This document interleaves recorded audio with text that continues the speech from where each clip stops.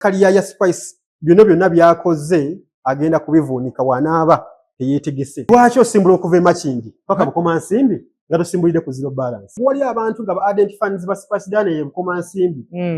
Nga ekyo kyokka Spice yakoze ekyokubba ebyuma kyamukyayisizza. Singa mutegera dynamics ez'abannakyalo, Spice wandibadde tokola kintu bwe kityo kubba byuma by'abantu. Bino ebyokuwamba emizindaalo, simanyi owambye PC, simanyi owambye biki, tebikola. Spice agenda kubonaabona nnyo mu ndongo muno nga Roger Lubega tali mu picture.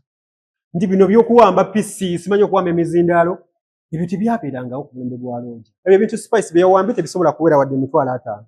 Bikadde. Kati Spice yabbye endongo y'abatuuze.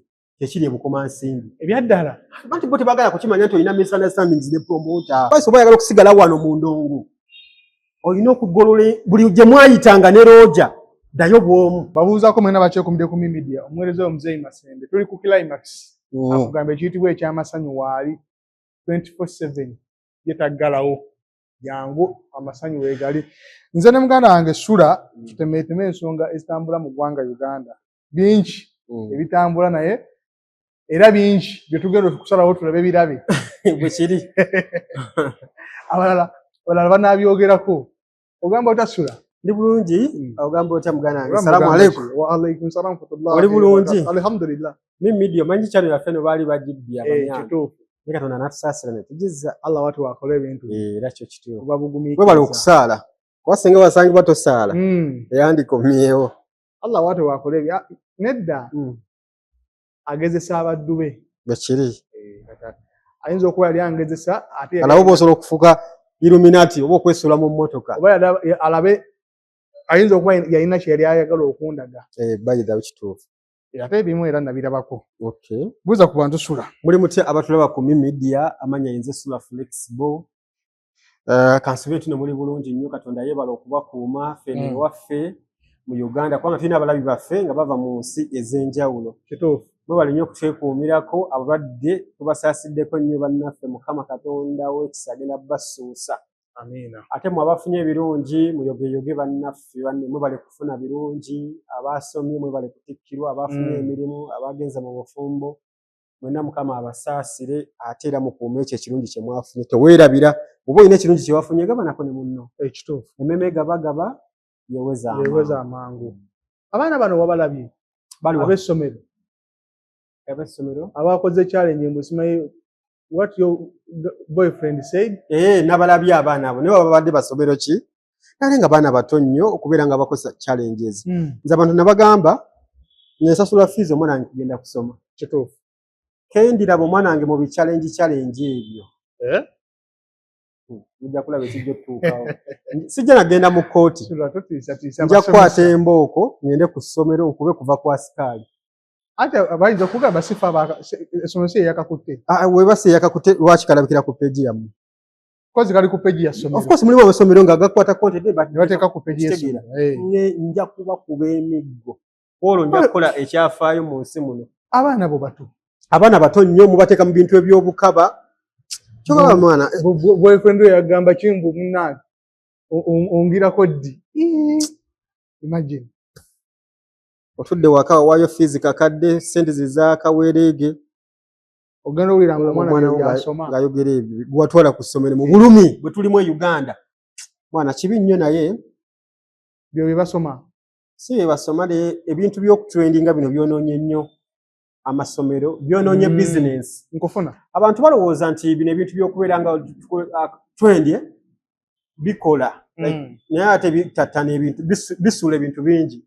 Nalabye n'abatunda gomesi mu Kampala naye batandise okubeera nga babibuukira.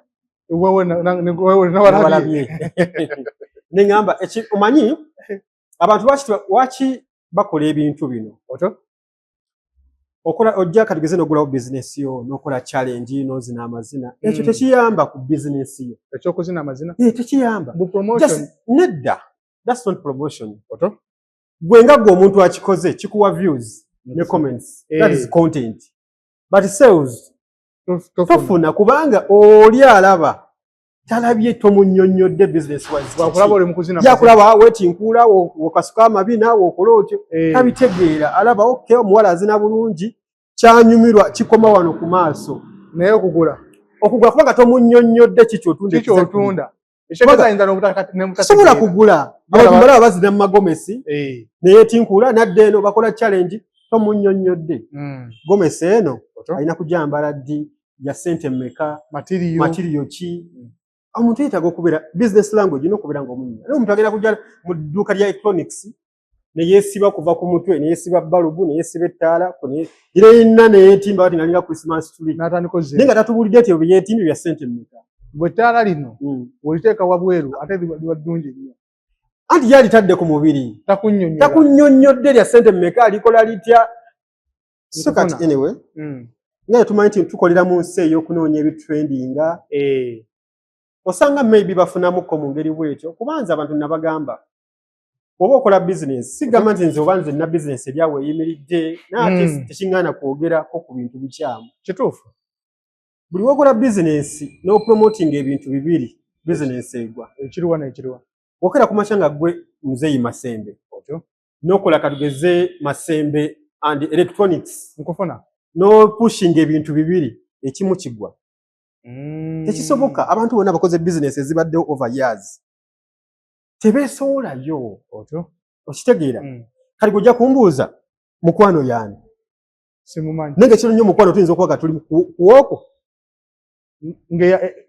Yasookera ddala yafadda. Naddako n'afa. Tetumanyi na nnamba kati mmeka gye tuliko. Oba okitegeera. Agakani kati tetubadde ku yakubiri. So oyinza okumbuuza yuga kiiki yaani. Batono nnyo bamanyi mwami Agassi Kalaala. Batono. Ne kati bano abaana bagenda ne bajja ku TikTok n'ayagala akole ebitanda ate naye ne brand yakole. Kyova nti batandika okukuba. Bakuba gwe omuntu ne bakuba ne business mwenna ne mwebulizaayo. Kyekyali ku kibirige. Ni kibirige yagala yes we promoting nga gwe kibirige ne mu video z'abayimbi zibeeramu. Nati business yo. Omuntu walaba agamba ekibirige mukazi wange watu wamukwata. Okitegeera. Bye yali akola tebyali bibi. Naye naawe okwagala okwesowolayo. Obeere ku TikTok okole challenge oyogereko eri eggwanga oteese. Sigalawo wennyini tewejjaayo tojjaayo mutwe. Kati abantu abamu yensonga lwaki nti ebintu bingi bitumenya mu nkola bwetyo. Abantu bakoze business wano munaye business nezigwa twalinanga lwakwa nti abamu basagala kwogera mannya gaabwe. Twalinanga abantu batunda ebizigo mu Kampala awo nga b'amaanyi ebizigo bino bye batabula. Naye nga olaba bayimbi be bateekamu ssente be bakola biki buli luguudo luyingira Kampala ayinako ki ekipande ayinako edduuka ayinako ki naye nga naye ayagala okwesowolayo nti bibye yakola bino yakola biki yagwa mu myezi 7 yali agudde ng'ennyumba ye bagitutte ettaka lyali aguze balitutte amaduuka gonna bagatutte bagaggaddewo n'abakazi bye yabikyezza ebizigo bamututte mu kooti okumaliriza nga business eyisaawo. So abaana bato bayanga entrepreneur oba oyagala kukola ekintu kibeerewo ebbanga n'ebbanga ojeeyo gwekola ekintu kyo kibeerewo jamu omutwe tewe promoting don't try so much to be recognized the business eyoono yakoze kino kuba focus olina ku sales bw'olina kutunda si gwe kumanyika kivuga nti abantu tubagamba nnyo ebiseera ebisinga obanga okyali mu buno oba okulubojjerera tusavinga. Because ane wono saving emyaka 10 tezijja kugasa ezo ssente. Nkufuna. Soko nonye ssente ozikwataganya ozigenda ozisule wali wazaale wano wazaale. Okitegeera time ene genda okutuuka nga kiri kiwateeka wali kye kisavingira wano okitegeera. Ni kati abaana nagenda nabeerawo ng'afuna emitwalo 2 n'agala savingeko 2,000.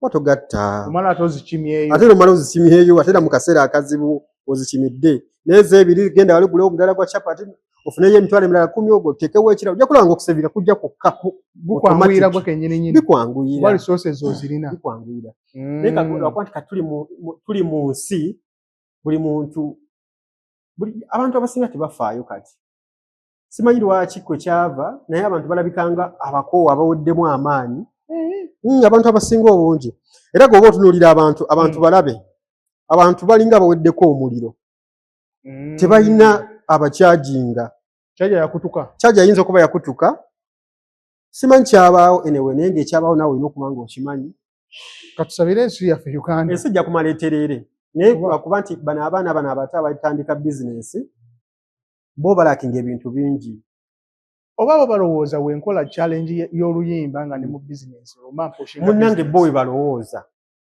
ekyo ekintu tekiriiyo nze nja kuwuliza oluyimba because njagala oluyimba lwa Fake Family sijja kufaayo buli kibi otunda wawe olukoledde nyinza n'okumyutinga ebyo byokolaki nze ne mpuliriza oluyimba so wamma mu promotinga bino ebintu byammwe fissaawo ka slot katono otunnyonnyole ne ku ekyo nkufuna otunnyonnyole ku ekyo obanga challenge ogikoledde katugeze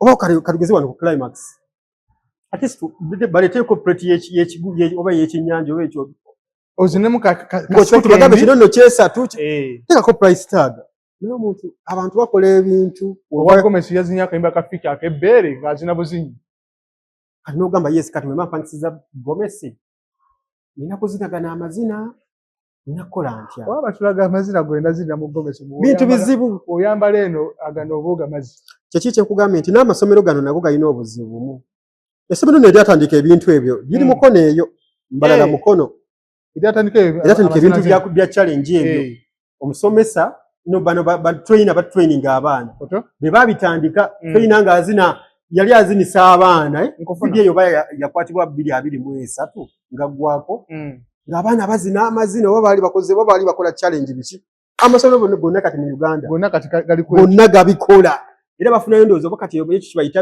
MDD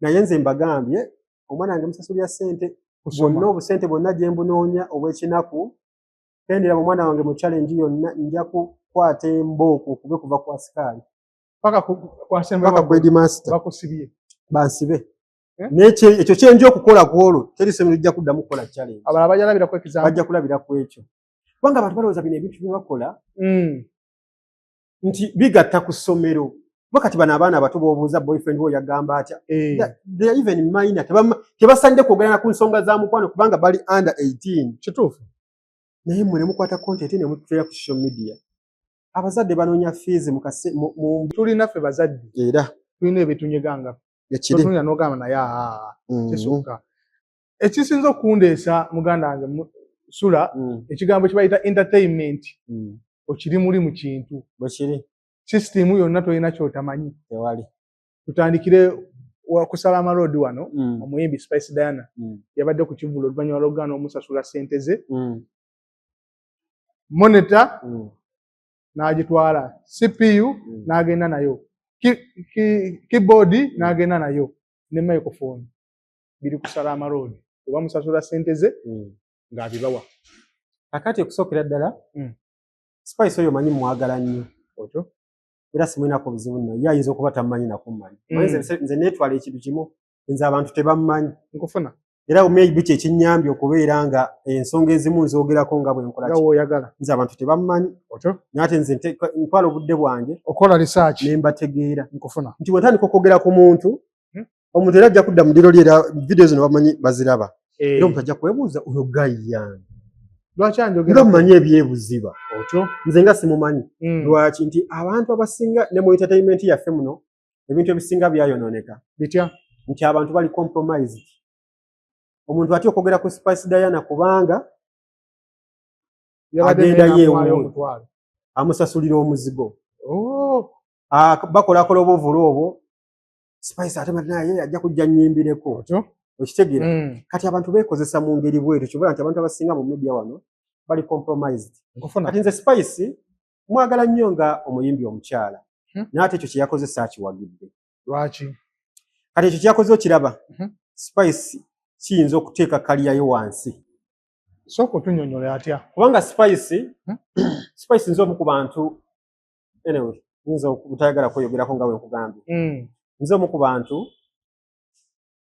abamwaniriza ennyo ng'atandise okuyimba era nze omu ku bantu abasooka okuzannya music twalina radio awo Mengo obagiyita Ssuubi nze omuntu eyalwana ennyo ne ngamba music w'oluyimba olwo nsaanuula lukube kubanga buli wamu lukuba lwaki wano ewaffe terukola teruli mu countdown lwaki teruzannya so ekyo naye akimanya ayinza okuba yeerabiramuko ogutali musango Spice namulaba ng'atandika kalyayo y'okuyimba yatandika dda yali mwana muto yajja be bamu ku baana batandika ebintu by'okuyimba nga bato nakimyaka 16 ekito ne type yemu ne Gulunedi ate ye muto nnyo ate ye Gulunedi yali abeera mu bayimbi yalinga olaba kigambo kiyinza okukozesa kinene.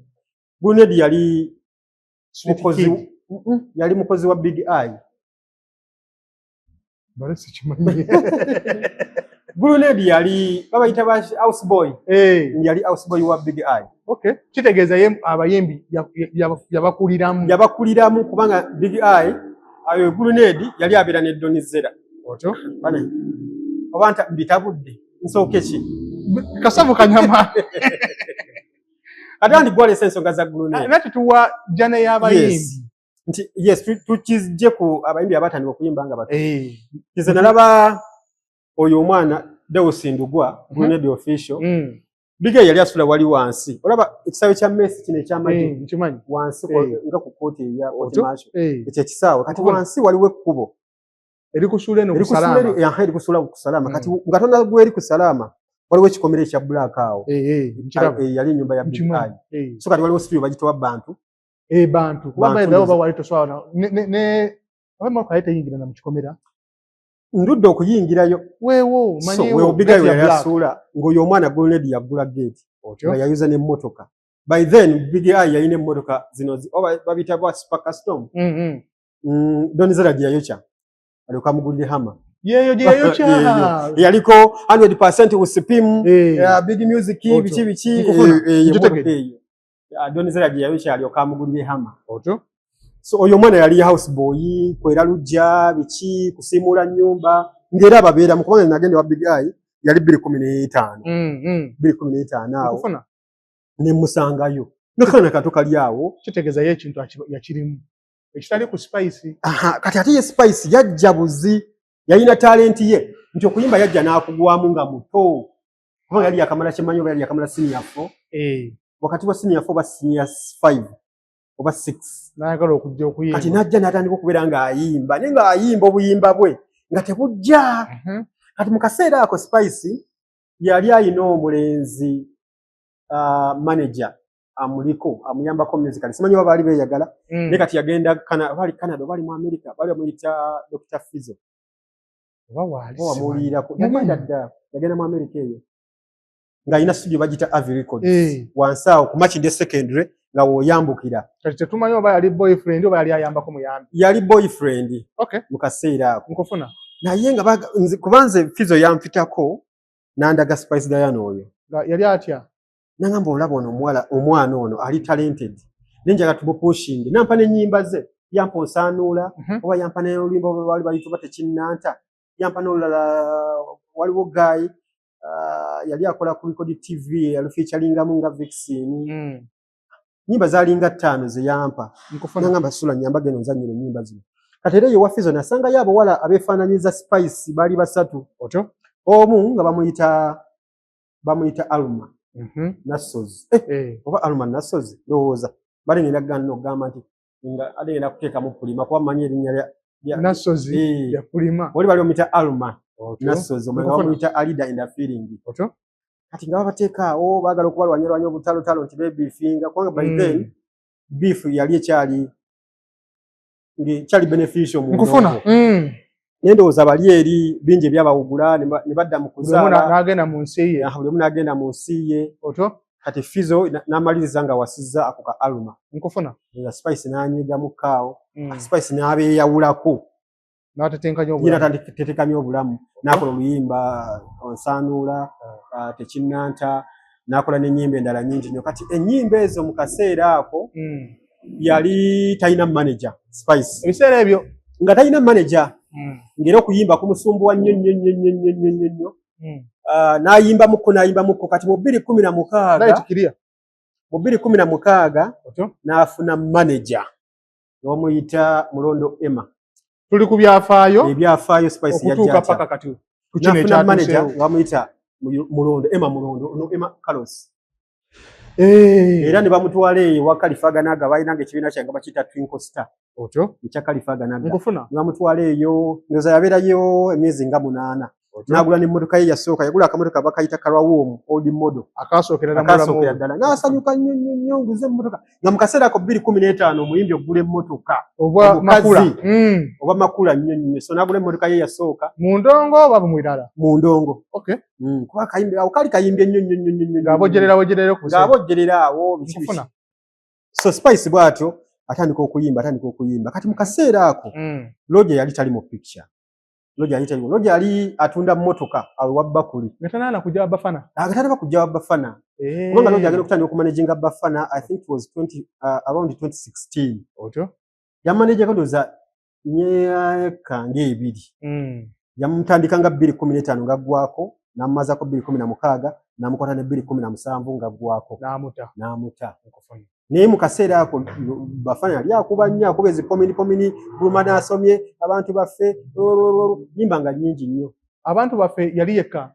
yali ne Saha ndowooza agamba Roger nga atanayingira mu picture Roger yali tannaba kujja kutandika kumanaginga Spice Dana akyali mu mmotoka ze ng'akyali mu mmotoka ze Bakuli awo era we bajja akasente nga Roger nga era n'adda n'awa ne gundi oyo emmotoka Bafana oyo ekimotoka yali yoba yali Land Cruiser bino gundi ezo eya white Roger nga gundi nga wamaanyi oyo Bafana n'akola n'ekivulu awo Buluma n'asomya ako Freedom City mu 2017 baba bali bakita tulimaje baguluma tulimaje so we bayawukana ne Roger n'akwata Spice Dana mu 2017 ngaggwako ngoro Emma ali ludda wewa kati awo Emma byali bimutabuseeko nga Khalifa kubanga Emma yali amanaginze Khalifa Ganaga managinzeko bano bafagio amanaginzeko Coco Finger managinzeko bayali muyimbi kyawo omulala kati ndowooza nga Khalifa amusumbuwa nnyo era n'amukolera ekivulu kye ekyasembayo ekimusiibula yakikolera kwambia sparking yawo ekisiibula Khalifa Ganaga n'amuta ne beeta kyo kyafuna yafuna abantu 19 n'ekitundu ku ambia sparking yosebo yali yenkanawo yali nnene naye abantu baagana okujja twabanoonya mu yatuuka ekiro nga tubakwata bukwasi okuyingira mujja mu kivulu kya Sadat Mukiibi naye tebakkiriza abantu bameka 19 n'ekitundu family yalina family ngamba baganda be ng'abali ludda wa kojja senga bawwa bajja bawagira omuntu waabwe ngawo nakubye anyway tujjafuna olunaku lwe Roger ajja mu picture okumanaginga Spice Dana otyo 2017 amukwata emyaka 2017 Spice nga yaliko Roger yalina ekizibu kimu nti teyasoma naye amagezi alina ayinza okuba teyasoma nti fizi tezaaliwo ngira nga olaba Jeff ne balina kye bayita amagezi amazaalo nti gwe wooteeka $2,000,000 yakubawo ssimu nanyonyola tanyonyola kunnyonnyola yagamba kubanga balina enjogera akalimi gundi oyo omulaba Jeff Kiwanuka nyinza okubanga mu Uganda eno yinza omuntu yekka yakamukolako interview ate nga nagimukolako nga sigenderedde mwali mu kiboozi awo tetwalina mu kiboozi baalwana awo ku Neverland nga Palaso yakava ebweru kati nalina muganda wange nga mukya dictator Maka in fact yanjigiriza na bino ebintu ebyokwogera ku bayimbi okubeera confident kati aba yafuluma kati yagenda mu America eyo dictator muganda we asi muganda wange azeni oluganda mu ndongo kuba eyansembeza kati we baalwana ne babasibaawo ku poliisi ekibuye n'antuma nampaka likooda ogendewo nangamba genda bajjefu babakutte balwanye ne Red and Weasel beekubye genda ondeetere amaloboozi kati nasanga Jeff bamusibye ne Washington nga ne Jeff simumanyi nti ye Jeff kati nasanga musajja wa Kiwago nga muwaggoofu kati nga yanjigiriza engeri balikodingamu abayimbi nenkanyira likodi nobeera nakaawo mu bubba nako yatuuka nembuuzabuuza mwami Jeff yaliwo mwami Jeff gyebaleko nga alabina ebizibu kiki nayogera Jeff wa bigambo bitono ayogerako obusekendizi butono nga bannaye kozi ya Jeff olijjeewago nemugamba ndireese so siddanga mukulya wantu wonna Jeff ate wali omulabyewa okitegera wadde okola kitegeeza mu byafaayo bya Uganda gwa ayina interview ya Jeff Kiwanuka nga tugyagadde ate teri muntu aligifuna mulala yenna teri nange nagifuna coincidence nendongo takyali active abaayo gyali so bambi Spice mbadde nkulaga olugendo janeye Spice Roger amukutteko kuva mu 2017 nga gwako. Otyo? 17, 18, 19 kumpi emyaka 9. Paka wano tubale emyaka 10 ejetongoje. Tubale 10 rafu. Spice byonna byafunye abifunye just because of manager Roger. Byonna Spice byafunye abifunye kubanga manager Roger Lubega. Mu butasoma bwe. Webagamba kugamba manyege. Ati amanyi banji tulina abayimbi bangi n'abalina talent. Ninga betaga serious management. Nkufuna. Kubanga Roger yalina sente ze. Yali mu motoka zaawe bakuli nga sente weziri. Yagano yengira mu business nga sente weziri.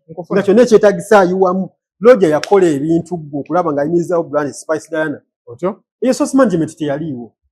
Kituufu. Ya Roger. Nakola buli kimu. Roger atukako time mu mwaka gwa 2018. Ne yefuga industry. Nga nkugambe nagala n'okusayininga abayimbi abalala. Nasayininga kawo ba Opa Famba abo ne Moshima Voko. Nasayininga ko banani omulala walondoza ba Capital Music bebalwa. Capital Music sibebo. Era bebondoza. Yes. Anti bo bajjanga bayita Capital Music nenga Moshima Voko ni Opa Famba. So kiri ekibine ekyo yakola. Spice yatukako time mwaka gwa 2023. Nga ye muyimbi asinga endorsement mu Uganda. Mu byafaayo bye Uganda, not even in Uganda mu kaseera ako. Ne mu byafaayo yali ku mifaliso, yali ku mazzi, yali mu mataka, yali mu bizigo. Buli kimu ng'ate wonna waleeta sente. Good man. Ng'ekitono nabalamuko nga Spice Diana ayingiza millions zaali 5. Mu endorsement zokka. Okitegeera? He's a good man. So, byonna Roger abikoze ate Roger aweddeyo. Oba kitegeera kyogamba? Takyasobola kukola muntu n'abikola. Roger abikoze. Ng'olaba Jeff we yaggwayo. Kati ne Roger yaweddeyo. Takyalina kipya kyayinza kukola. Era bonna beesudde. Ani nani? Spice Diana okuva ku Roger Kigwo.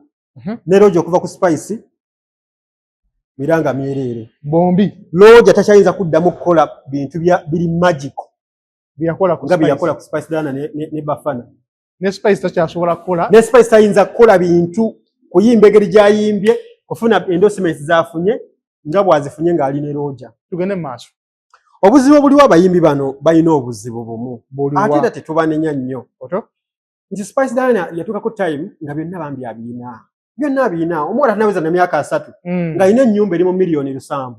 Ku Munyonyo okuva ku kale yes abantu bagamba ati salama but that is around Munyonyo. Okay, tugende Munyonyo. Ng'omuwala ayina kalina eyo w'ogiraba. Maama wa Spice twali tusula naye wano ku salama. Kati yamugjawo kyemmanya ayinza okuba yamutwala eyo oba kitende. Yamuzimbira. Nga maama atudde entende waka. Yazimba ekigo oba babiyita bigo bwe bakuŋŋanyiza abaana abalina obulemu.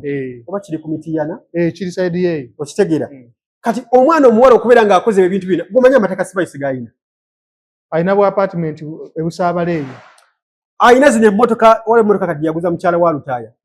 Ayina emmotoka zonna like byonna achivinze buli kimu. Ku myaka emito nga tanaweza na myaka 35.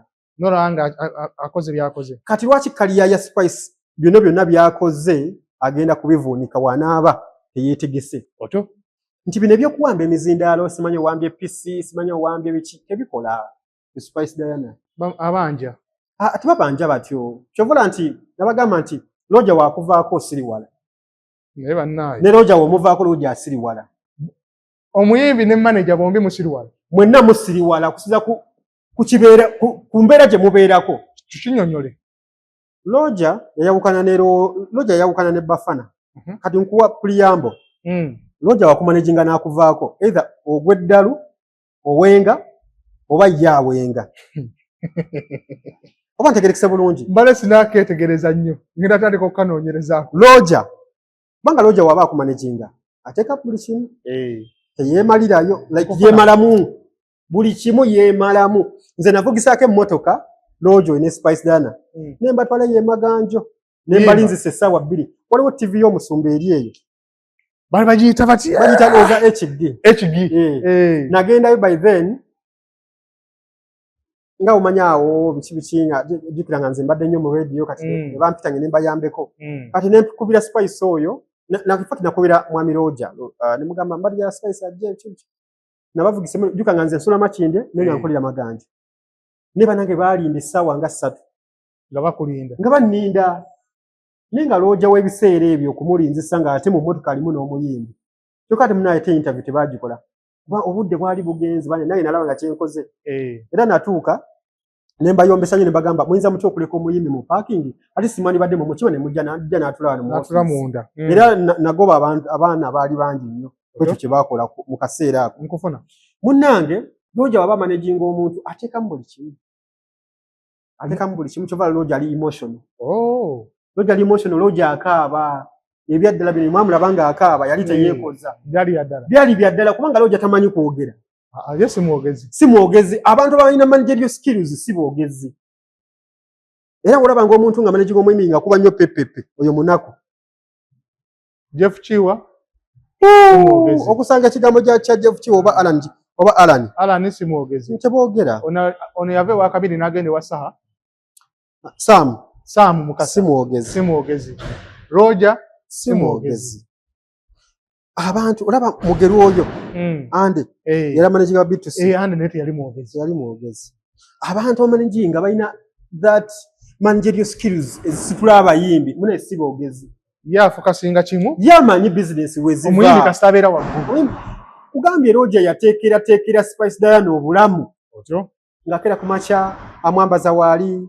buli kimu weekiri ennyimba baaziguze emmotoka ejjudde amafuta aw'ebizigo waali owa butiiki waali kaviiri bannange nga Spice alabika bulungi ate nkugamba nti omuntu w'omanaginga brand tilwakuba kyafuga Roger byali bibiri nti Roger amanaginga omuyimbi n'atuuka ate n'ayagala omukwana awo obuzibu bwe bwajjira nti ye Spice naye tasobola kwagala Roger nga ye ayagala basigale ku business kati ate Roger n'abeera emotional Roger n'agatika ebintu bingi yayagala laavu n'amwagala nnyo omuwala nga tayagala muwala amuveeko oba okitegeera Roger yabubanga nga Spice Roger yabubanga nga Roger amanyi n'okugamba abantu temukwatirira mukazi wange ku stage oba muyimbi wange ku stage ngera nabana atambula kubanga time we yatuuka nga Spice bamufunidde babbawunsa oba mwabala bakabambala amasuuti kati abo nga babataddewo bano abantu abajja abezinyazinya ku stage baleme kujja kukwatira muyimbi omumumalako make-up nkufuna naye byonna byonna order zaabiranga zaani za Roger just okwagala kujetinga sanity n'ekitiibwa ky'omuyimbi nebbuba kuba bino biri of course tubyogereko so kati lwaki Spice agenda kubonaabona nnyo mu ndongo muno nga Roger Lubega tali mu picture ndi bino by'okuwamba PC simanyi okuwamba emizindaalo ebyo tebyabeerangawo ku mulembe gwa Roger agenda okusimbula ennyo emmotoka ye okuva ku Salaama ye baasulanga wa basulanga ku Salaama nti bagenda okusimbula okuva ku Salaama nga basimbulira ku zero balance bwe Spice Diana waaki mu kaseera kano osimbula okugenda e Masindi babadde wa babadde wa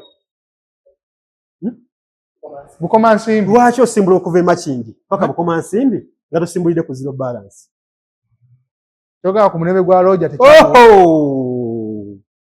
Roger ng'asobola ogisimbula okuva e Makindi tewalabako saga ya mutima ono wa Chameleone ng'akoze ati we yateeka ekivvulu e Masaka era Spice n'ajja ku stage n'agamba tuwe ssente zaffe anti no sigenda yimba nga mutima yalinamu ebizibu ne Spice mwenye waliwo ebintu ebimwe by'abayimbi nga sagala kubyogera wano naye nga anyway kikya mutima kyo sijja kirwako nnyo naye nga kyoba omanya wasaga yaliwo nga Roger waali eyo ebimu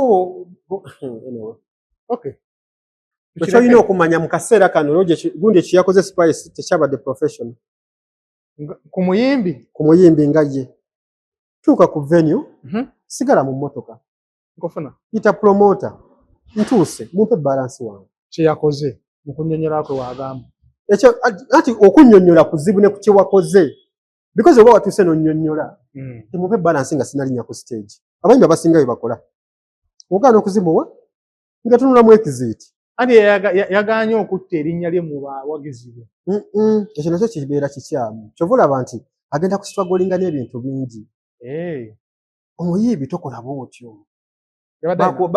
bakuteezeza sente kati miliyoni 4 bakuwaddeko 2 ovuza emmotoka paka wa Bukomansimbi sigala mu mmotoka Obugamba ne MC nti bannange omuyimbi azze. Mu pre-selling ku stage abantu bategere nti omuyimbi waali. Nkufuna. Erinnya lyo terisobola kufa. Okay. Okitegera? Erinnya terisobola kufa. Ebintu babitereeza batya? Towamba byuma. Bakulange jangu ku stage obagambe basawo ne bannyabo bafanzi bange mbaagala nnyo era mbawa ekitiibwa. Sobodde okuva e Kampala nenzija wano okubayimbira. N'ensonga lwaki sigenda kuyimba omwami ono aganye okumpa ssente zange. Mbadde nsaba mubeere bakkakkamu temumenya butebe. Omwami ono wampa ssente nze nkyaliwo. Omwami ono wampa ssente. Ngenda kuyimba. Nkufuna. Naye waba tampadde ssente basebo ne bannyabo temwasa bintu mufulume muve wano. Omuyimbi alina komandi bwekyo. Kuba bali babadde bawagizi be. Bali bawagizi be bazze kulaba Spice Diana. Naye okujja n'owamba kompyuta n'owamba bizindaalo n'owamba ebyo ebintu Spice byewambye tebisobola kuwera wadde emitwalo 5. Bikadde. Ebyo bikadde. Tebisobola okuwera wadde emitwalo 5. Bitemeteme. CPU yameka. Eyinza okuba ya mitwalo 2 mu bukadde bwayo. Monitor ya mitwalo 15. Emitwalo 35. Keyboard yesatu. Tebiwoza na mitwalo 4. Tegaba tegawezi. Tegawezi. Bayimbire. Wabata zimpadde. Mbadde mbasaba. Buli muntu adde gye yavudde sheeko mewa. Sigenda kuyimba. Bali be yasose kujja ku stage nannyonnyola. Nabagamba sigenda kuva wano umuntu tampadde balance wange. Kati waba yannyonnyodde ate n'omala n'owamba ebintu. Kitegeeza watabuse ebintu. In fact abayimbi ba star ebiseera ebisinga ne ku stage tajjaawo. Naddala omuyimbi ng'olina manager. Awo ku stage tojjaawo. Manager yajja. Abamu nno babikola we bati omuyimbi ajja n'ayimirira abamu bayimirira ku miryango natandika okusolooza. Sente z'omuyimbi we ziggwayo. Bali bantu badde bayingidde dda. Yabadde ayina engeri gy'ayinza okukikolamu bannange. Abayimbi mulako nti bano abayimbi simanyi na kumanya. Wakati bino ebintu bye wawambye. Spice laptop ye emu eri mu milioni nga 7 ekitono. Egula eyo nga 4. Egula kati okuwamba bino ebintu by'abano abantu wabwe kakkanyiza nnyo ku level y'abano buno budijje bw'omu kyalo. Obukoleera emmere. Nkufuna. Spice eyo level togiriiko. Eyokuwamba bino. Kati omanye erinnya lyalese Bukomansimbi. Buli muntu nati asobola okitwala engeri gy'aki. Buli muntu agamba omukazi oyo yeeyisa bubi. Omukazi oyo yeeyisa bubi. Najja wano n'atatuyimbira n'atwala ebyuma byaffe. Munnange mu kyalo ebyuma tebiba bibyo. Byannannyini kifo. Tebiba byannannyini kifo biba by'abantu. Era singa nga wagenze n'okola interview.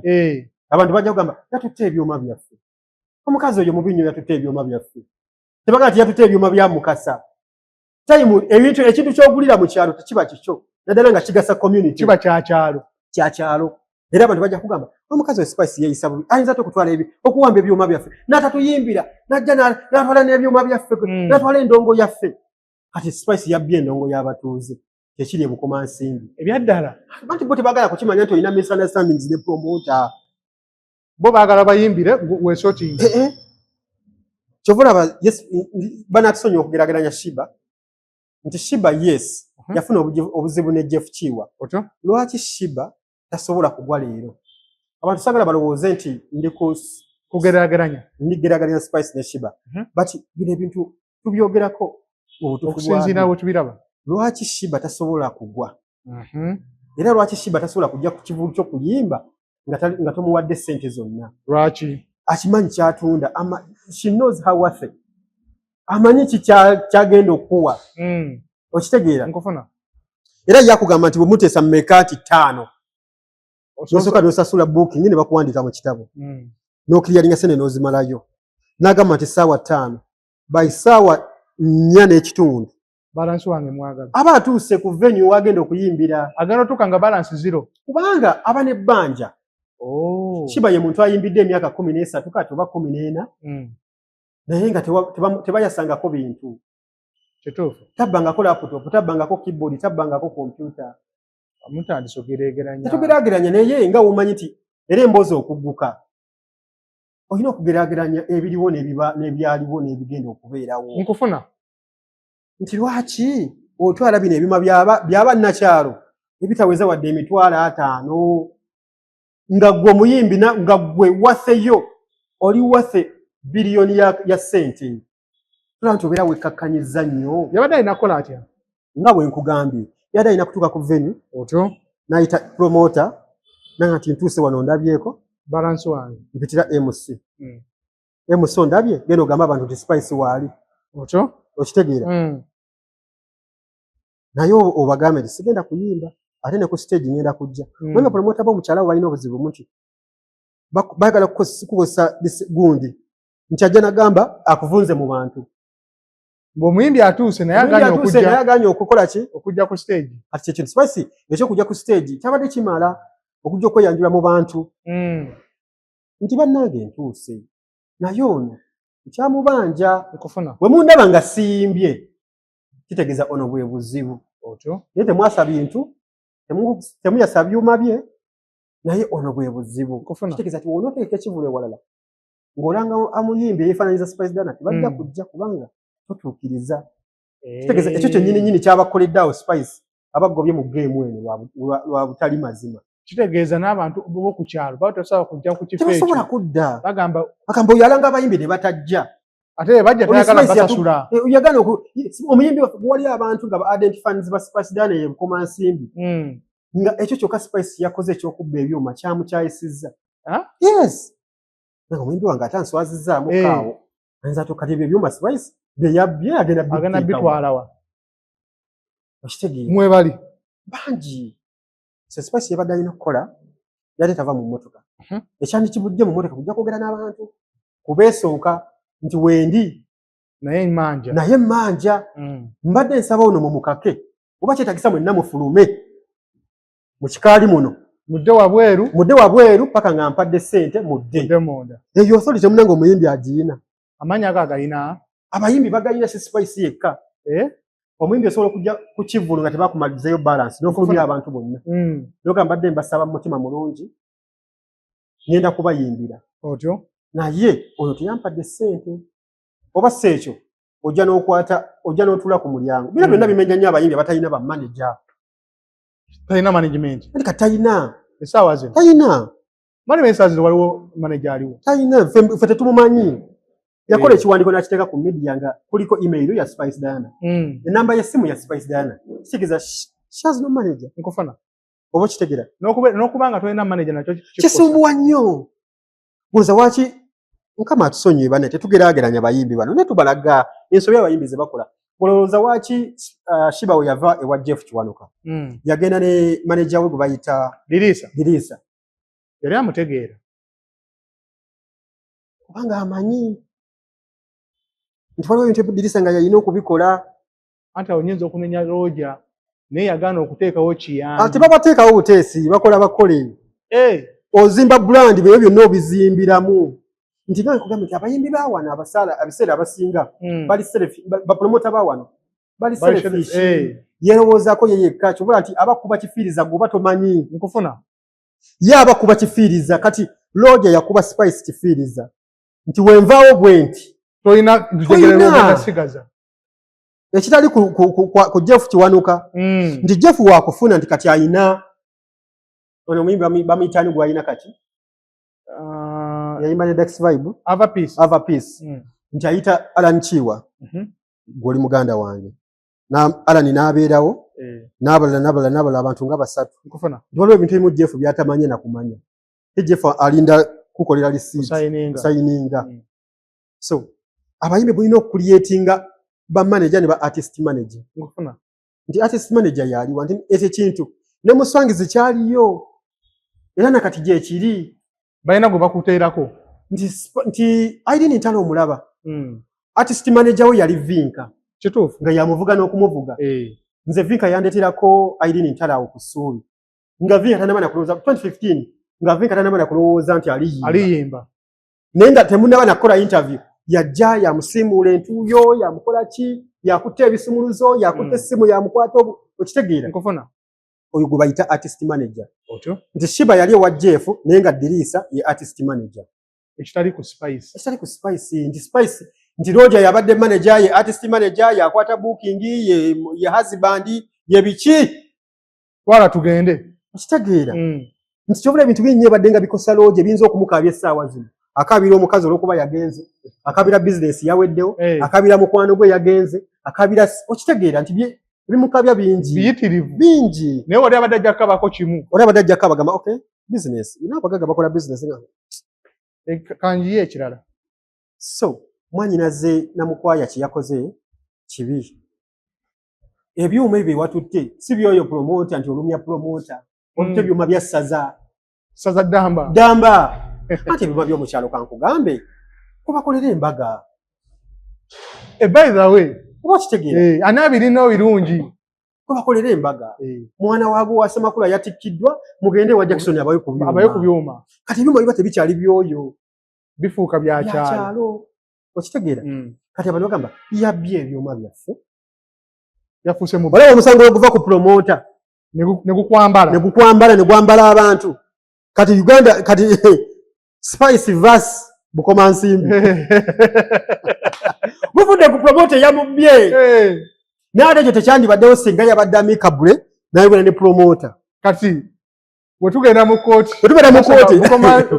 Spice verse Bukoma Nsimbi Bukoma Nsimbi ogimanyi obunene bwayo takyali promota because bino ebintu by'omukyalo w'okigula otyo tekiba kikyo kifuuka kyakyalo kyonna oza waki mu kyalo teri bikomera era bano abantu nti bano abanakunaku abakulidde e Kampala bafunye ssente nga bakuze ne bagenda mu kyalo ne bazimba ebikomera mu kyalo tozimba kikomera oli aba n'olujja lunene omwana waagwo n'ajja olweggulo ne bazanyirawo akapiira ebikomera bya mu kibuga wakitegeera bye Munyonyo Kitende Kololo Ntinda Kisaasi Kiwatule Matimbye bye bikomera naye mu kyalo mb'oli osula zirobwe ennyumba wazimba ennyumba n'ogiteekako n'ekikomera are you stupid ezirobwe tekiriyo tekisoboka common sense mu kyalo tebateeka nnyumba ku kikomera olujja lwa kyalo kyonna fenno mune tulina jjajja waffe bambi yatuva ku maaso Mungu amuwangaaze yatukuza bulungi yatusosola ajja ati alima majaga kyamulabe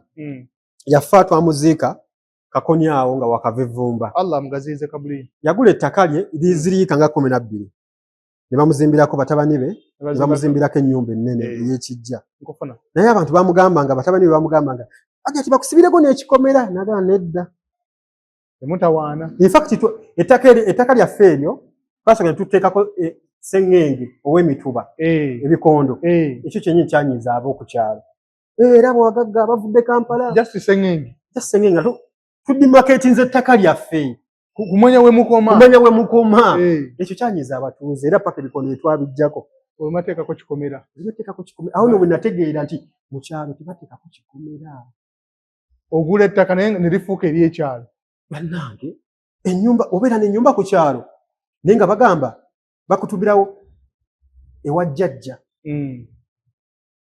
okitegeera ewa jjajja muzeeyi ne bw'otalinaako Luganda oba ofuuse jjajja oluganda oba olumaze nkufuna abo be baziisi era mukadde bajja bayitire kugabe bye bakola buli kimu ono jjajja waffe be bakola buli kimu musanyu ery'ekitalo be bawaata be baleeta enku be basomba amazzi be bakola buli kimu olwalava eri olw'omukwano ogwo tekuli kikomera ne ssenga yazimba ennyumba mu kyalo otyo n'ateekako ekikomera bw'ati tebandize yo mu bagagga tutyayo yeeraga balaka basaddaka balaka balina n'amayembe singa mutegeera dynamics ez'abannakyalo Spice wandibadde tokola kintu bwe kityo kubba byuma by'abantu Spice gadget yeeriwa Spice gadget ekyaliwo anti kati mulina okukitegeera Spice gadget siyajja etya mu mwaka gwa 2017 otyo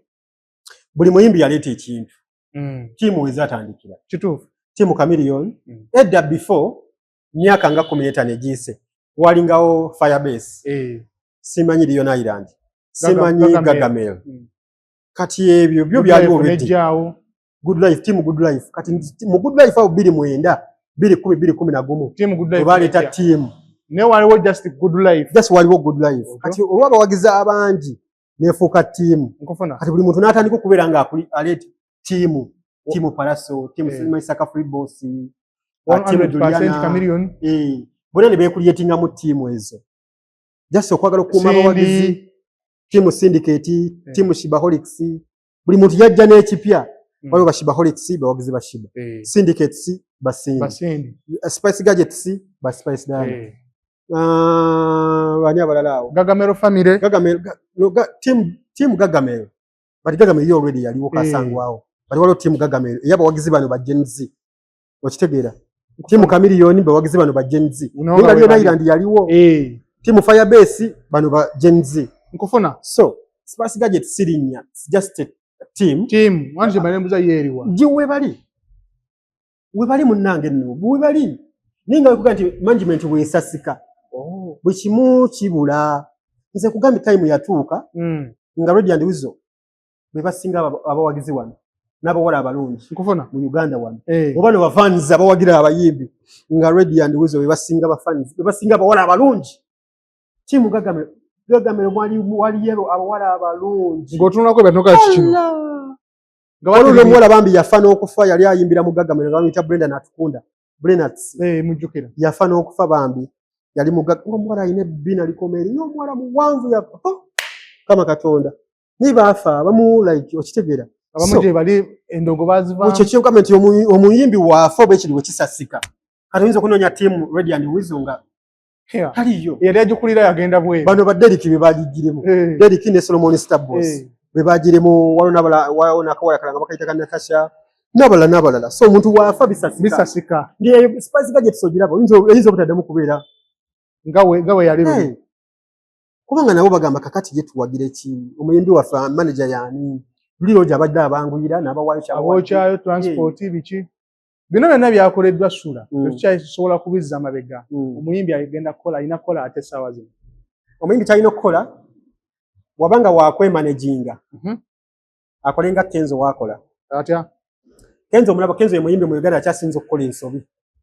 Mu Uganda. Mu byafaayo byonna. N'ate ye muyimbi akyasinza okugolola ensobi. Osagade nkufuna. Kenzo ye muyimbi akyasinza okukola ensobi. Buli dakiika eyitawo Kenzo akola ensobi. Waliwo ensobi gy'akola. N'ate buli dakiika eyitawo Kenzo agolola ensobi. Otyo. Nti Kenzo asobola okukola statement. Okitegeera? N'ayokya n'abanga abumbuze. Enkya n'ayitirawo press conference n'agolola ensobi ezo. Nkufuna. So ye yamanya ensobi ezo nga mati waliwo ebimu Kenzo byayogera nga si birungi bibadde tebyetaagisa. N'abawo wennyini n'akizuulirawo. Wano nayokyezza. N'ajja n'abayita n'agamba nayogereko n'abamawulire n'atereeza ensonga. Ojjukire baali bamukubidde ku mikolo bajali gyaki. Ebyo ebikolo ebintu byabwe babeeramu ebya NRM. Busimanya ajja erinza okujja ku stage ate abajjasoba ba SFC. Bagamba ayimbe before nga muzeeyi amaze okwogera. Ye ng'ate ayagala yeeyimbira muzeeyi. N'agamba nazze wano okuyimbira muzeeyi lwaki mungoba. Kati ekyo kyali kigenda mumusuula n'okumugoba eri mu bakulu. Naye enkeera yatuyitirawo. Era twali ku gundi ku feya waawo. Mujje. N'ayogera. Erinnya ne lirongooka. Wayogera wano ku famire ya Fide Bongole Lutaaya n'agamba omugenzi namuyambe n'okumuyamba. Namukomezaawo atwendinga amawulire. Abantu ne banyiga ne bamuvuga enkeera. Najja n'agolola ensobi n'agamba nange nsonyiwe leetondera famire. So Kenzo abimanyi. Amawulire kati yagategeera. Kati ne ba Spice wano kye balina okukola. Balina okutambula n'amawulire. Balina okugolola ensobi zaabwe. Kuba bayimbi bayungi ensi ekyabaagala. Naye Spice kati agenda okusanga akaseera akazibu nti n'abaali batwamwagala. Essaawa zino kati beegasse. Beegasse. Leero gy'ayinza n'okumulwana. Ebyaddala. Leero gy'ayinza n'okumulwana. Leero gy'alwanako Bafana. Ngate abadde mu managinga amukozeemu ne center akufidde mu city naye bacyankala naawe n'atandika okumulwana ngayaga ne ba president baleme kuddamu kuzannya guluma n'asomi ne katate bazzeemu badedeya. So ebyo byonna bamanager babikola ne Roger yabikola ku gundi ku Shiba nga tayagala kuddamu kuwulira luyimba lwonna lwefaananyiriza.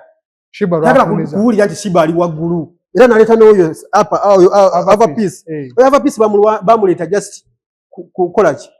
Kulwana na Shiba. Okuleta ba Pink wano ne bigaana. Baleta bangi nga baagala okuba brand Shiba. Shiba yali eyingidde mu bantu.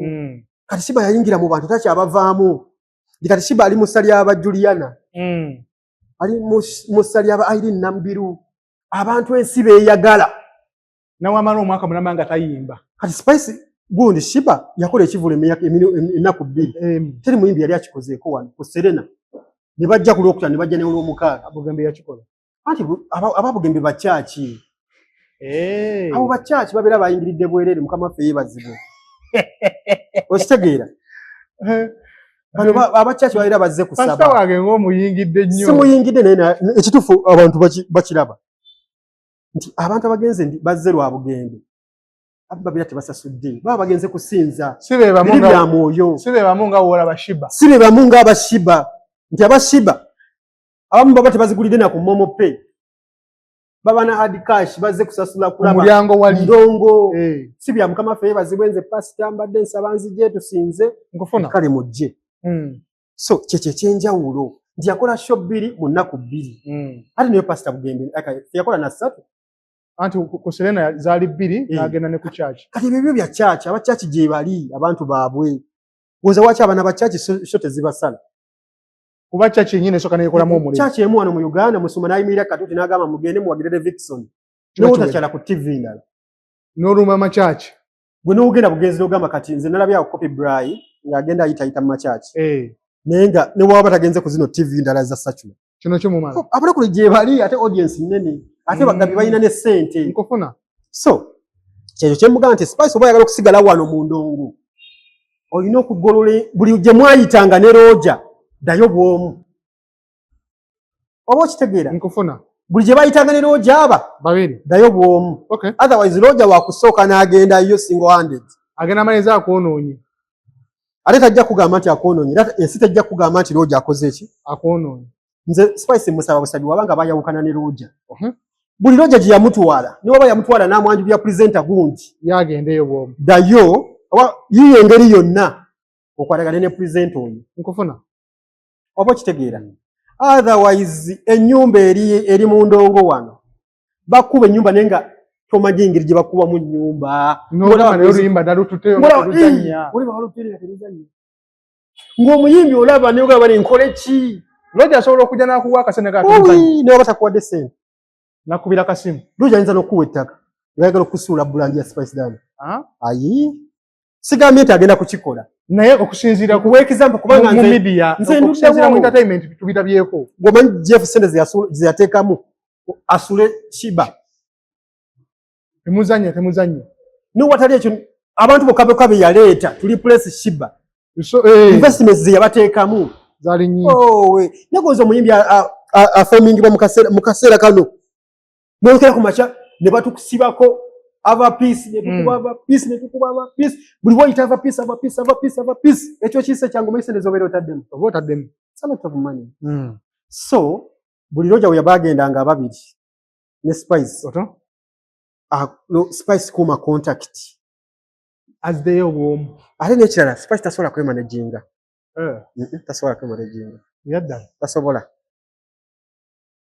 management esumbuwa nnyo muganda wange Masembe management esumbuwa nnyo nkufuna esumbuwa nnyo kyobula nti abayimbi abatadde ba manager era nze nebazanya abaana ba Bitus abo balwanye nze natula ne Ande twali awo ku amnesia yange ekyaliwo nkufuna netwale Ande yali nasooka Ande nankubira essimu nga mpita mu press conference yali ayanji ngamba nga gundi Bitus mbavuddeko bakoze mu binnyo babibiki nambulya ebintu bingi nnyo nagamba njesa abayimbi abalala jangu suloliwa nenzija ku amnesia awo ng'alesa abayimbi yali alesa abayimbi omu amuyita Bunny Ways amuyita Chris Banina abayimbi ababiri omu ye Banina Joel Banina Chris Banina kati galiwo ne Laga Muffin omulala gwalese ng'ayimba nga Bafana nangamba bano bendese tukoze tutya balimba tadde era njala ne music waabwe buli kimu buli owali Ande events biveeyo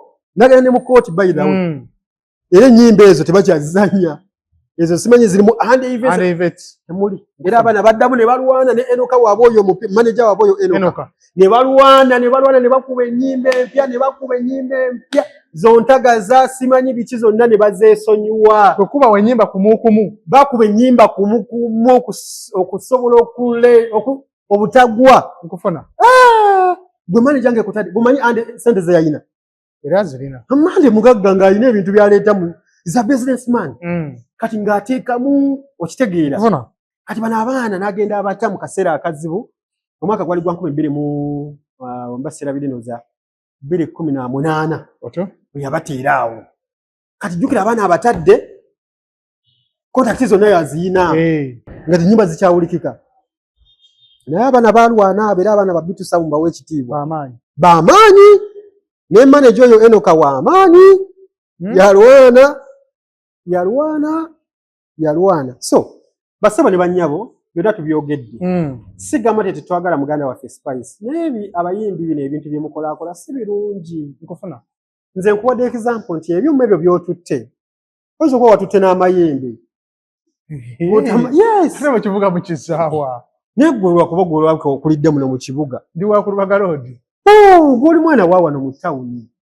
Omuntu akusindikira ejjembe. Mu bintu ebyo byennyini. Mu ebyo kuba kati ebyo birabo ebyo ebyuma by'oyo omusajja nze gati biweza mitwalo aga. Ataano. Omuntu akugendera ku musawo. Ngala watuteka business ke. Ekyo kyokka kikumala okusuula ne basanga nga Spice atambula ayita ttembo. Ng'akusudde eddalo. Ebyaddalo. Lwa byuma ebitaweza na mitwalo aga. Nga just naye ayagala okukulagako. Gwe eddogeri lye Bukoma Nsimbi eyo olimanyi. Manye naze bima bize. Eddogeri lye Luwere, eddogeri lye Masaka, eddogeri lye waffe, eddogeri liri mu kyalo. Abalungu bali mu kyalo. Era tebabalimbalimba wano, bwesimanyi waliwo wano omusawo ng'ali mu kibuga. Abasawo bali mu byalo. Era osanga ng'essabo nga liri wano mu Kampala. Ero lifu. Amasabo gabeera mu byalo. Va ku bino ebya Brown White eryali wano eririmu ne Wi-Fi. Ebyo byali bya kiferi. Mukwano ko bamulumbye ku TV. Ani ena? Kasendo Richard. Yabadde ku Galaxy nga bali ku Friday babadde ku program. Nete babadde ku station. Abandi wali ku gundi ku yabadde club. Eno bagita batino eri wane Kansanga ediri dera Galaxy. Linnya ndira Paradigm? Paradigm. Mbadde ku share yo. Kati ne Paradigm eyo Mwami Innocent ajigule. Lwaki? Tetumisinga omanyi Mwami Innocent oyo doctor. Mumisinga omanyi teri muntu ategeera bbala nga Mwami Innocent. Amnesia yali yaddala. Va ku amnesia. Yagenda n'aleeta ebbaala mu kyalo awo. Salama Road. 911. Ninga abantu bave yoda gye bavudde nga bagenze ku 911. Anti engumi yasukka abantu ne batandika. Sina ngumi yokka nja kuwulira nga tuvudde ku mpeo. Okay. So abimanyi nnyo ebyebbala. Naye bafana alina obuzibu bumu. Buliwa? Bafana talina ssente. Nga ye omuntu. Otyo. Ate bano abaana bakenzo bato ku ye. Manyi bafana musajja mukulu. Bafana musajja mukulu alabika ayingira 4 n'okusoba. Mu myaka. Ate emyaka ejaana talina kyakoze. Endongo yinza okuba tannagifunamu bulungi nga yali agisuubira. Otyo. Ate bano bakenzo bafunyeemu. Akitegeera. Kati bimuluma bingi. Agamba kuba kenzo gamazima byonna abifunye. Teyejjusa. Kufuna. Byonna abifunye kuba kenzo ali mu position ne waba tayimbye kati. Asawa zino kati. Aina ebiyingiza ssente. Biyitirivu muve ne ku bino bimanyike bino ebya gavumenti. Nene zino assets zaina nti amayumba, amataka, ne watunda butunzi yika tugeza ine Masaka eno agamba yika kagitunda obukadde 10. Afuna kyateekawo. Ekyokulya tekikyamubula. Kati bano bafana ekyokulya kimubula. Bafana ekizibu Mukama n'atusonyiwa olumwe twatwogedde mu bubi. Ekibonyabonya bafana. Kiriwa? Nti teyeetegekera. Nga y'omuntu. Okay. Mu kuyiba kiki bayita okwetegekera. Nti obutabeera mu mize. Nkufuna. Kenzo oyo omulaba. Kenzo tanywanga ku njaga. Nenge emyaka 25 egiyise. Kenzo abadde asula mu Waragu na Kivubo. 25 years ago. Kituufu. But emyaka 25 egiyise bafana abadde asula mu nyumba. Nenga bafana nga Kenzo asula mu Waragu na Kivubo. So olumu n'okulaakulana kuno Katonda yasalawo Mukama yagaggawaza fena tusaba obugagga Katonda n'agaggawaza. Nkufuna. So bafana bimbonyabonya. That entitlement oyo tanfuga. Oyo tansinga. Oyo tamanyi kuyimba. Abayimbi buli gye munaakoma nga mwekkakkanya we mutyo. Kubanga yo gavumenti bwetu webaagala mwekube. Kubeera nga muyomba buyombi. Ate no mubeera mu kwekuba. Ngeno mu parliament bayisawo etteeka lya sovereignty bill. Nirigenda. Mweno nga bayimbi nga muli mukwekuba. Abantu abatufa basobola okulwana gavumenti eno ne bagiteeka ku ttaka bayimbi. Kyokka ate ffe tubeera mu kulwana. Abantu babatega ebintuntu. Katubatekemu ssente. Babateekateekamu kati waliwo kati olutalo lw'Abafana ne Saha. Tenzo. Waluteekamu ssente. Lulo kati lwayingidde mu Galaxy. Kasalusala olutalo Kasaluve ne ku TikTok. Ne lugenda mu mainstream radio ne TV. Kitegeeza luli fully sponsored. Kati n'emikutu tegikyali giri compromised. Nkufuna. Emikutu gya TV ne radio. Abasajja baagitwala giri compromised gyabwe. Kati Kasalo avudde ne luyingira mainstream. Kati bo babeera baluka.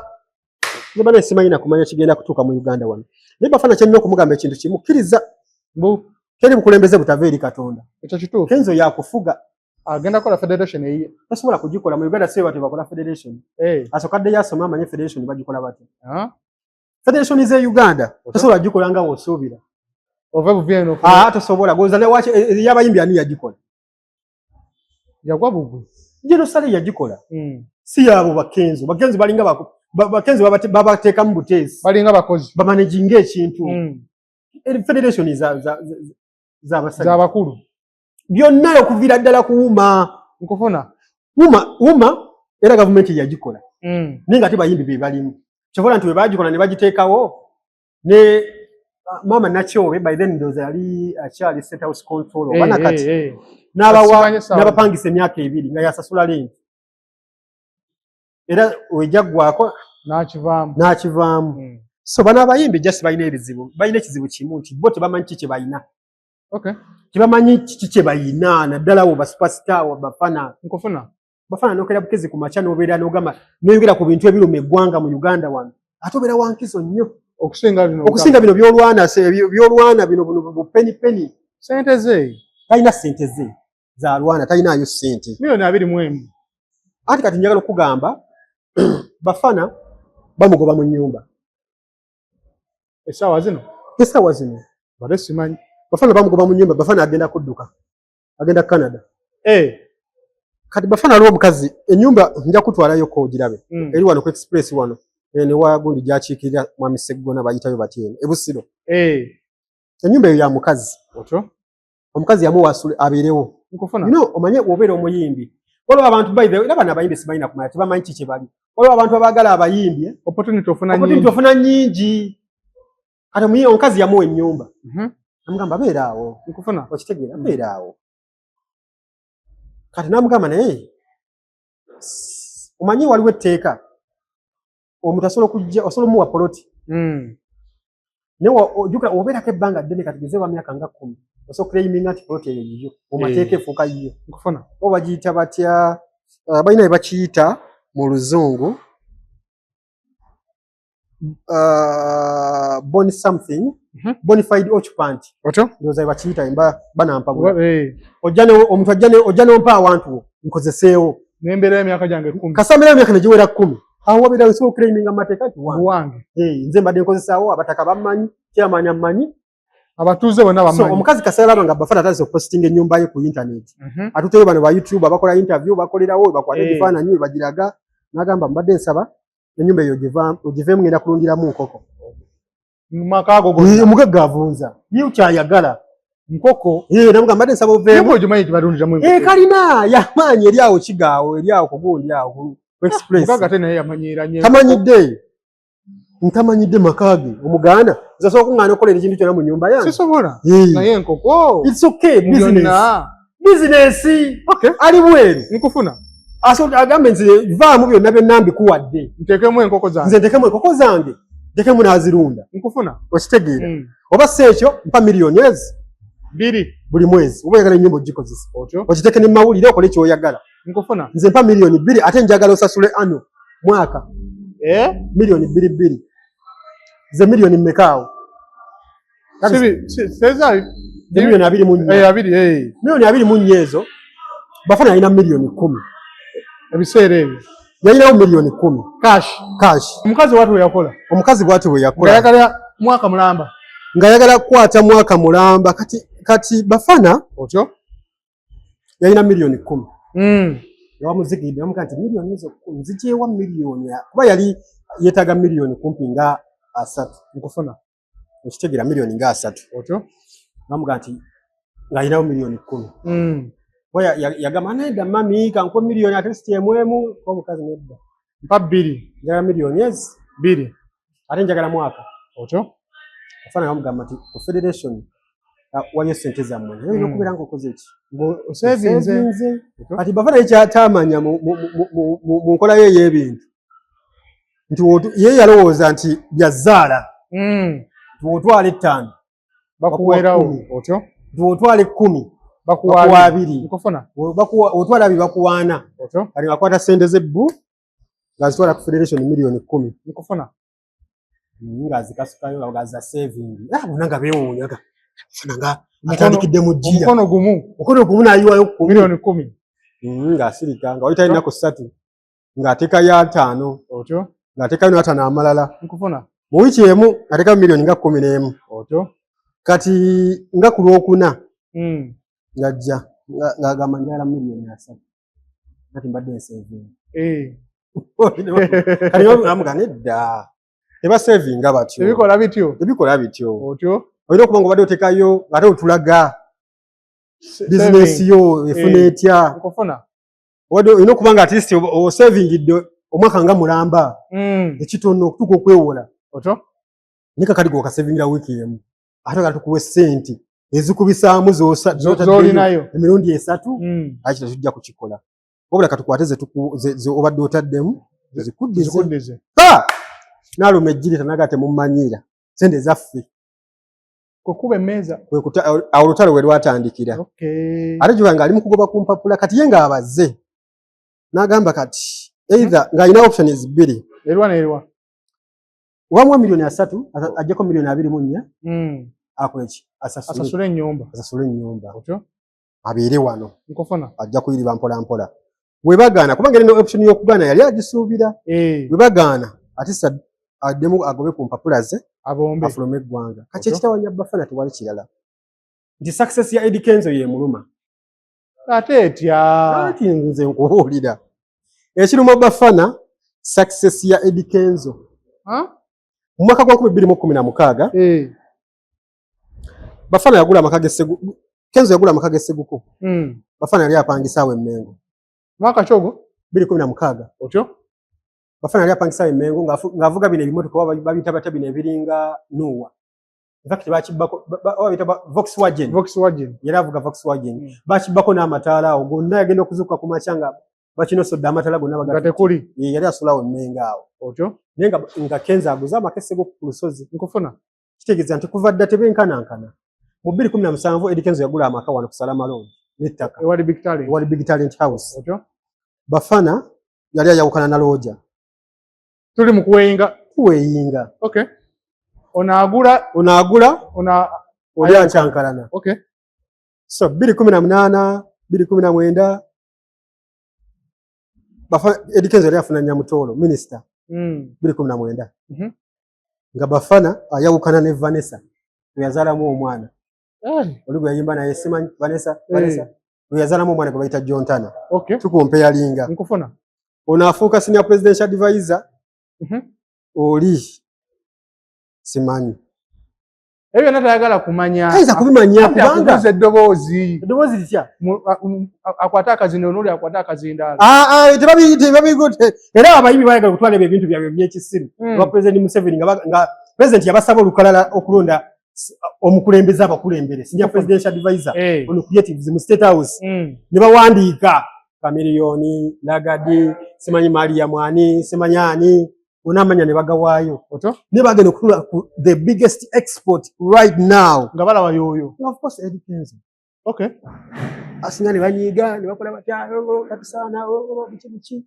bayogera ebintu bingi okitegera mu nkola yonna naye nga balina okukitegeera nti Eddie Kenzo is blessed ayina omukisa ekyo wali wakiwakana bangi anti kati Bafana kyekimubonyabonya Eddie Kenzo ayina omukisa Eddie Kenzo muyimbi Eddie Kenzo yamanya mu bulamu bwe nti omwana wambaata munaku yeetakulira talina maama talina taata asagula yeesagulidde kati gwe atali mulema otandika okutandika okuwakanya success ya Eddie Kenzo awadi agulangule nga bwe tulinayo wadde awadi y'okukyalo talina za Galaxy Kale tugamba tuwalampa nsozi ate katuleete enkulukuku. Kanaawe. Oli alina BET, alina Nickelodeon, alina za filima. Ezo yazigula. Bazigulisa mmeka Bafana tuzimuwe sene naye agenda atugulira 10. Simanyi kuba Bafana agamba ezo bagula ngule. Bazigulira wa? Abayimba ekibabunyabunya tebaasoma. Ogenda ku machano olugamba nti awadi bagula ngule, tuwa akatale kaazo. Tebazitunda. Tushubule. Naffe tugule. Omanya abayimba bagala okugula filima. Banji. Nga Best African Act. Okitegeera naye tebamanyi tebazigula buguzi. Nkufuna. Omanya abayimba bagala mu nsi yonna abayimba bagala okubeera at least okubeera nominated mu BET. Oba okubeera nominated mu bayiza bate zina awards. Nickelodeon. Nedda. BET, tulina Oscars, tulina awards ezemu America zizaki. Erikizo babadde nga bali zabadde agendamu. So Bafana alina okukitegeera. Neri yakufuna lusunyi nomini. N'okufuna nomini obeera muwanguzi mu award. Okunominatinga nti at least osanidde okubeera okubeera n'abano obeera muwanguzi. Mu award okubeera nomini obeera muwanguzi. Because obeera wasengejjeddwa ne bakuteeka mu bano bakaguje. Oli abakinako katono nnyo. Okitegeera. Nkufuna. Oli ayinza obakinako olw'okuba nti fans decide. Ekituufu. Naye naawe obeera muwanguzi okuteekamu eyo category y'abasajja Burna Boy, Diamond Platnumz, baani. So Bafana alina okukitegeera nti obukulembeze alina okukitegeera nti Kenzo ye mukulembeze we. Era waba ayagala ssente ajja kuzifuna naye atuuka asevinge. Anafuna ssente byagamba simanyi Nyamutoolo, simanyi biki. Bakubako omukazi. Yonna bakubako omukazi. Ye Vanessa akyamulina naye Lwasa yamubbako Vanessa. Kali naye. Tuswakira ku macha wano wakulu lutalo mu Bayomba basimanyi abanyarwanda mudde wammwe nga ne mukazi wo gwazalamu omwana omukulu Jontana. Munyarwanda. Kituufu. Tusobola kutandika lutalo ng'olwakudde ku Banyarwanda. Ebintu ebyawula ennyo abantu madiini n'amawanga. Kituufu. Kati wano mu nsi tulina Abanyarwanda bayitirivu. kati okwera otenda ogamba Abanyarwanda badde ewaabwe kikiza nti n'abakulembera babanyi lwakuba nti abantu tebalina osanga ne ompango ndandidodi wo Munyarwanda. So kati ekizibu ekibeera mu bantu abo naye ajja kubeera bulungi. Kati kino kyade ku Galaxy kyo kigwa kiti. Ebyo byonna just yagambye yaguze ejjambiya. Ebyo byonna byakutiisatiisa. Bamulumba agenda bate. Ntalina Bafana si mulwanyi natural. Tasobola. Akangamu buka n'okukanga kwe tekunyuma. Tamanyi kulwana Bafana nga bwe yalwana nani. Agenda tandika ku Galaxy. Tasobola. Bwagenda kuba ne mu otambula tosookera ku gundi. Tosookera kudduka misinde. Basooka kwavula. Kati Bafana tumulaba nga kungatta wadde akamunyeere. Ne bali nga bakyalina yiyamoze ng'era 14. Tebyali bintu bye. Kati wana ali muzanyo. Ali muzanyo na bugayaabo. Ate bano abaana bazanyirako Bafiki Gaza. Bano balwanyi. Babbi. Bafiki Gaza tubamule nga agenze ku gundi ku kitebe kya saha. Nawandiikako. Babbi b'omu Makindye abo Bafiki Gaza. Tasabwa kukola kintu kyonna. Kati abo baana ba Scorpion Shaba balwanyi ebyaddala. Nkufuna. Bageto youth ebyaddala. Okukuba akabalizi n'akamenya layisi. Okusikolamu zino enseke. Kimutwalira ki? Yetereze. Bafana yetereze. Bafana nakyali muyimbi mulungi. Just lwakuba nti embuyaga y'enseno yemututte.